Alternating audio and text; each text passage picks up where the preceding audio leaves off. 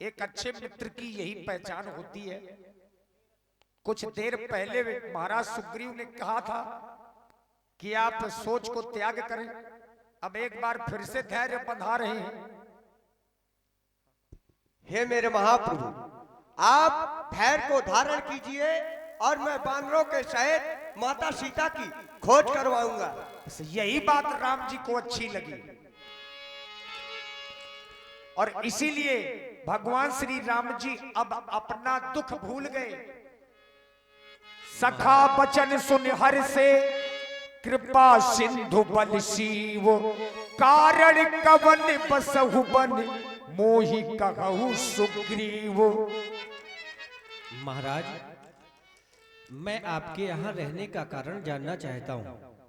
आप इस पर्वत पर किस कारण से रहते हैं, हमें अवगत करावें। हे मेरे महाप्रभु, आप इस पर्वत पर मेरे रहने का कारण पूछ रहे हैं। रहने का कारण ये है, मैं और मेरा भाई बाली और श्री तुलीचंद्र जी मास्टर साहब ये 21 पुष्प मुद्राएं इसी मित्रता में महाराज सुग्रीव जी के चरणों में सादर समर्पित हैं। बहुत बहुत साधुवाद, धन्यवाद।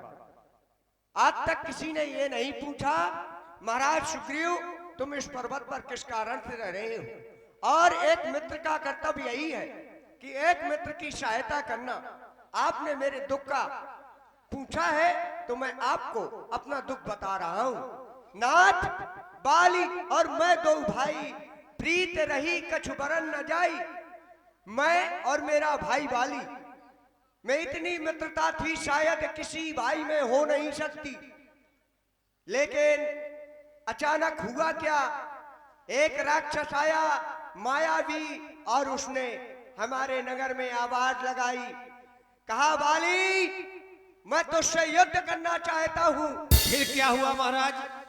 तो हमारे भाई ने गदा उठाई, बाली ने उस राक्षस के पीछे चल पड़ा, क्योंकि बाली ने अपने जीवन में किसी की ललकार को सहन नहीं किया और उस राक्षस का वध करने के लिए दौड़ पड़ा।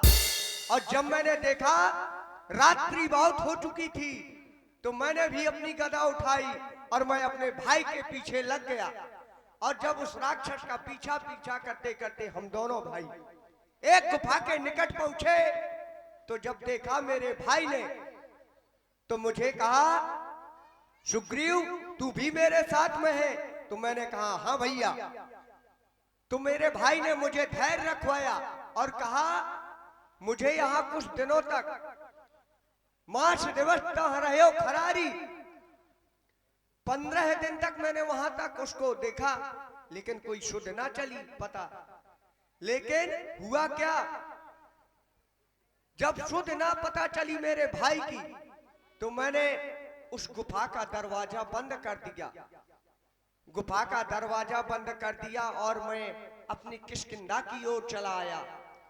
किष्किंधा में इन मंत्रियों ने मुझे देखा कि ये तो बिना राजा के राजपाट चल रहा है, तो वहां का राजा बना दिया मुझे।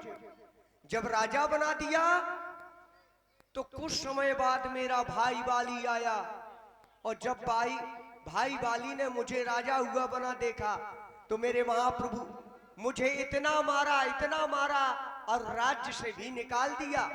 बस महाराज, आप दुख का परित्याग कर दें और धैर्य को धारण करें।